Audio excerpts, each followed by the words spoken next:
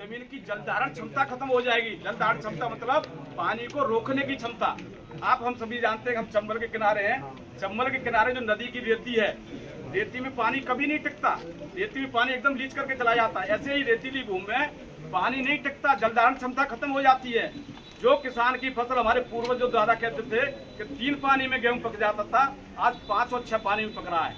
यानी 2 से 3 पानी किसकी जेब से जा रहे हैं? वो हमारे किसान भाई की जेब से जा रहे हैं। लागत बढ़ रही है फसल की। इस प्रकार से यदि जीवांश पर्याप्त मात्रा में होगा तो आपका खेत जो है, फसल जो है 2 और 3 पानी में ही पक जाएगी, क्योंकि वो पानी रोकने की क्षमता होगी।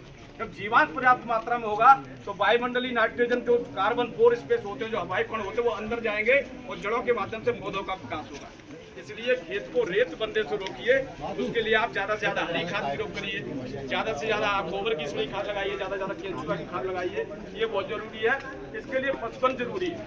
और जहाँ तक बात करते हैं हम गाय की, मैं अभी एक कहीं विचारणी कर रहा था कि मैंने सोचा जिस दिन भारत से गाय खत्म हो गई, भारत से जिस दिन गाय खत्म होगी, हमारी भारतीय संस्कृति और हिंदुत्व खत्म हो जाएगा, बिल्कुल पूरी तरह का। क्योंकि जो गाय है हमारे देश में, हम 3 को माता कहते हैं। 3 चीज को माता का दर्जा दिया है। एक अपनी माँ जिसने हमें जन्म दिया है, दूसरी हमारी भारत माता जो हमारी है। भारत माता को बड़े रूप में देखें तो भारत माता, और छोटे रूप में तो देखें हमारी जमीन है, धरती माता।